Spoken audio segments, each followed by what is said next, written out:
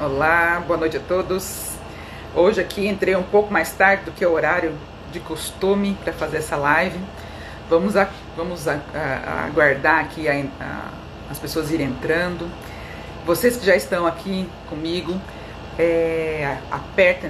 clica nesse aviãozinho para poder compartilhar com os amigos essa live, que hoje eu venho tratar a respeito do grupo econômico e a responsabilidade do sócio retirante. Tá?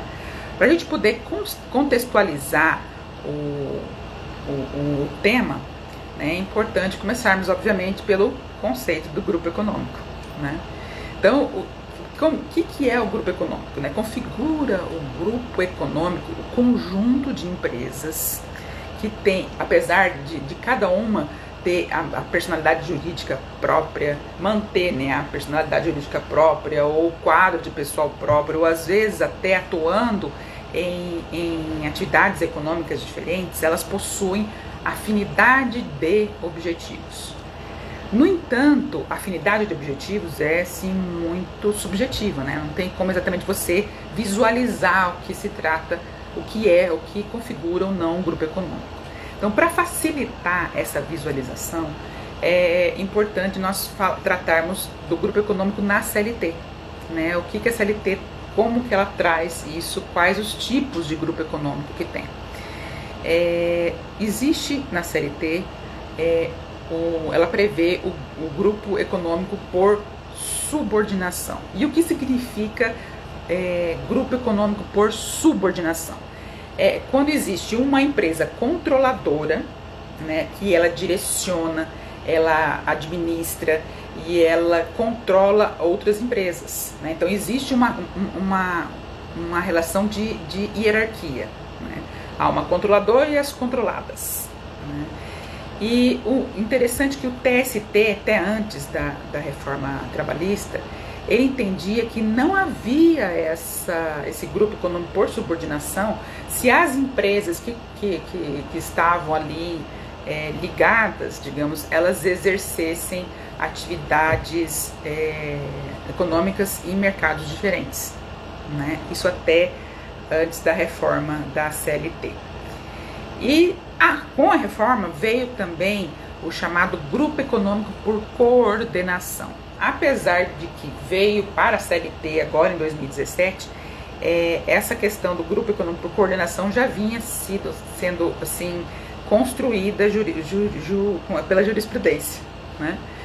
E o que significa o grupo econômico por coordenação? Aqui as empresas, por subordinação, existe uma relação vertical, ou seja, aquela que controla as controladas.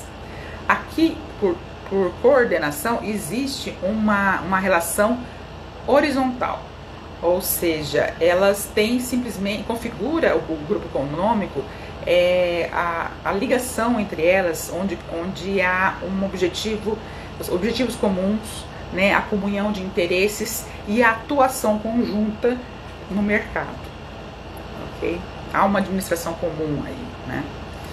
E também a CLT trouxe uma novidade muito interessante, porque até antes não existia assim, uma unanimidade de entendimentos no judiciário com relação à identidade de sócios. Existia um entendimento em que por existir a identidade de sócios entre as empresas, ou seja, os mesmos sócios de uma empresa eram os mesmos sócios da outra empresa, né, tinha essa coincidência, essa identidade de sócios, então eles reconheciam que existia ali um grupo econômico. Né? Já, por outro lado, outros entendiam que não, que a mera identidade de sócios, simplesmente por si só, não tinha como configurar o grupo econômico, tendo em vista a seriedade e a gravidade das consequências, né? Que eu vou falar mais abaixo aqui, as consequências do reconhecimento do grupo econômico. Tá? Daí a reforma trabalhista veio e colocou uma pá de cal, né? Falou assim, olha, que não haverá, não se configurará o grupo econômico por si só, né, a identidade dos sócios. Então, havendo identidade de sócio pode ser até um indício, mas não configura o grupo econômico, ok? Daí a própria CLT também trouxe então os requisitos, né? Quais são os requisitos para a configuração do grupo econômico? Daí trouxe 3 requisitos, né? Do interesse integrado, primeiro. O segundo, a efetiva comunhão de interesses. Daí eu pergunto, qual é a diferença? Né? Interesse integrado e comunhão de interesses? Inclusive, tem algumas matérias, alguns artigos, inclusive de associações dos magistrados trabalhistas, que traz exatamente isso daí, que não há, se for pesquisar realmente o que significa as palavras, não há diferença entre um e outro, né? O que nós podemos então entender que é o objetivo, né? A comunhão de objetivos, né? Entre uma e outra. E seria um terceiro, né, que para mim seria o segundo, na verdade, né, porque os outros 2 são iguais, né, e um terceiro que seria a atuação conjunta das empresas, ou seja, as empresas elas vão atuar no mercado em conjunto, tá? Então aqui seria, e esses requisitos aqui, eles se aplicariam tanto para o grupo econômico por subordinação como para o de coordenação. Isso é um entendimento da doutrina, tá? E agora nós chegamos aqui para falar especificamente do grupo econômico rural. A lei do trabalho rural, já que ela foi editada em 73, né, desde aquela época já existia lá um artigo que tratava tanto do grupo econômico por coordenação quanto do grupo econômico por subordinação, né? Então, na verdade, nessa reforma da CLT, ela trouxe a figura do grupo econômico rural para dentro da CLT, porque as disposições são quase que iguais, né? E surgiu então um questionamento, né? Então essa questão da identidade dos sócios, né, por si não configurar grupo econômico, se aplica então ao grupo econômico rural, já que o grupo econômico rural possui uma legislação específica? Se aplicaria as normas da CLT para o grupo econômico rural? Daí, graças a Deus, né, o artigo 1º da Lei 5.889, ela estabelece que aplicam-se as disposições da CLT para o trabalho rural, né, se não for incompatíveis com as normas previstas na 5.889. Como essa norma específica da identidade de sócios não ser por si só o motivo para reconhecimento de grupo econômico, não existia aqui nenhuma norma específica na lei do trabalho rural, então aplica-se sim essa norma de que por si só a identidade de sócios não configura grupo econômico, ok? Então há essa compatibilidade. Daí a questão, né, como que eu falei, da seriedade, da gravidade, do reconhecimento do grupo econômico. E qual é essa consequência grave e séria, né? É o reconhecimento da solidariedade. Ou seja, reconhecendo que há um grupo econômico entre determinadas empresas. Reconhece que elas são solidárias com relação às obrigações trabalhistas, tá? E o que significa isso? O que significa isso? Por exemplo, um grupo econômico, tá? Já reconhecido um grupo econômico, tem lá uma fazenda de plantação de café, plantação e comercialização de café. E dentro do mesmo grupo existe uma empresa que comercializa maquinários, máquinas agrícolas, tá? E também dentro do mesmo grupo existe uma empresa de uma fábrica de adubos e defensivos, tá? Digamos que lá na fazenda tem um empregado que a empresa A não cumpriu com as obrigações trabalhistas.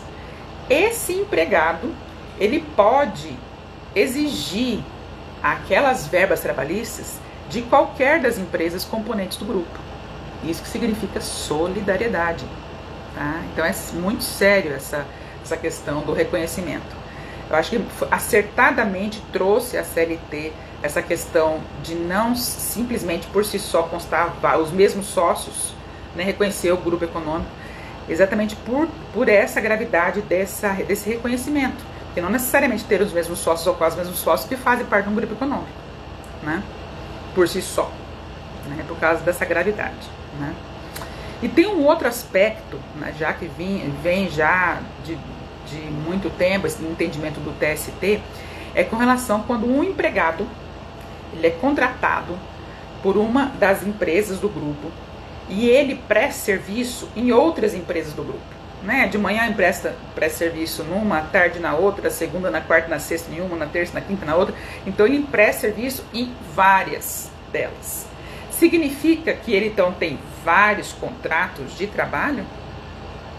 Não, ele tem um contrato só, porque o grupo ele é compreendido como o empregador, não sim as empresas cada uma por si, mas sim o próprio grupo das empresas são reconhecidos como eles, o grupo sim é o empregador, né? E uma outra questão também importante, ele foi contratado por uma empresa para receber uma determinada remuneração, certo? Uma outra empresa do grupo que efetue qualquer outro pagamento para ele ir lá prestar serviço para ela, aquele valor daquela remuneração vai somar, vai integrar a remuneração dele. E isso reflete em tudo, nas horas extras, reflete no 13º, nas férias, no terço, ou seja, qualquer valor que outras empresas do grupo paguem para ele vai integrar a remuneração dele, tá? E vai ter todos os reflexos trabalhistas nisso daí, tá? Essa tese do TST é a tese do empregador único, ok? E essa tese do empregador único traz assim algumas consequências. Eu não vou trazer todas as consequências aqui, porque daí eu vou ter que entrar assim em questões muito técnicas, né? Mas eu trago duas especificamente, né? Só para poder trazer aqui, mostrar as consequências dessa tese do empregador único. Primeiro, as condições de trabalho que é fornecido aos trabalhadores de uma empresa também tem que ser fornecido a outros trabalhadores da outra empresa do mesmo grupo, ok? Então as condições de trabalho têm que ser iguais a todos, tá? E ainda a possibilidade de equiparação salarial, ou seja, existe um trabalhador que trabalha na empresa A, tá? Que exerce uma função. Existe um outro trabalhador na empresa B, né? Que existe a função igual a dele ou semelhante a dele aqui, que ele exerce nessa empresa A. Lá na empresa B tem um outro que exerce as mesmas funções. No entanto, ele recebe, o valor da remuneração dele é maior. Então, esse empregado aqui da empresa A, ele pode pedir equiparação salarial com aquele colega da empresa B que exerce as mesmas funções que ele lá na outra empresa do grupo, né? Então essa é outra consequência, tá bom? E aqui chegamos na responsabilidade do sócio retirante, tá? O sócio retirante, ele responde subsidiariamente pelas obrigações trabalhistas, né, com relação àquele período em que ele era sócio da empresa, tá? Existe aí uma gradação, uma ordem de preferência, tá? Essa ordem de preferência como que funciona? Primeiro, quem tem que responder por aquele débito trabalhista é a empresa devedora, né? A empregadora, certo? Posteriormente, se a empresa devedora não responder, os sócios atuais devem responder pelas obrigações trabalhistas, certo? Caso os sócios atuais também não respondam por ela, não paguem, não cumpram com aquela obrigação, quem vai responder é o sócio que se retirou da sociedade, caso aquele débito corresponda ao período em que ele constou do quadro societário, ok? No entanto, essa responsabilidade, voltando, No entanto, a responsabilidade do sócio retirante, ela dura 2 anos, ela perdura, ou seja, ele continua sendo responsável por aquele débito trabalhista da época em que ele fazia parte do quadro societário durante 2 anos contados da averbação da alteração contratual, alteração do contrato social lá na junta. Tá? Então, eu inclusive atendi um empregador rural que ele disse assim: mas doutora, eu já saí da empresa já há mais de 2 anos. De fato, a data do contrato social, onde eles assinaram o contrato para alteração do contrato social, fazia mais de 2 anos. No entanto, eles não averbaram na junta, ok? Então, conta-se os 2 anos da averbação na junta comercial. Esses 2 anos que ele ainda vai responder para aqueles débitos trabalhistas, ok? No entanto, também observando aquela ordem, né, aquela gradação, que primeiro é a empresa devedora, posteriormente os sócios atuais, estão somente depois que, caso nenhum desses 2 cumpra com as obrigações trabalhistas, que eles sim vão, o sócio retirante, vai responder por aquele débito, ok? E outra, uma questão também interessante, o TST já afirmou o entendimento de que o sócio retirante, ele não precisa constar do polo passivo da ação trabalhista, ou seja, a ação trabalhista não precisa ser movida contra ele. Ele precisa ser notificado, apresentar defesa, instruir o processo, ele não precisa fazer parte dessa fase que nós falamos que fase de conhecimento, né, até a sentença. Né?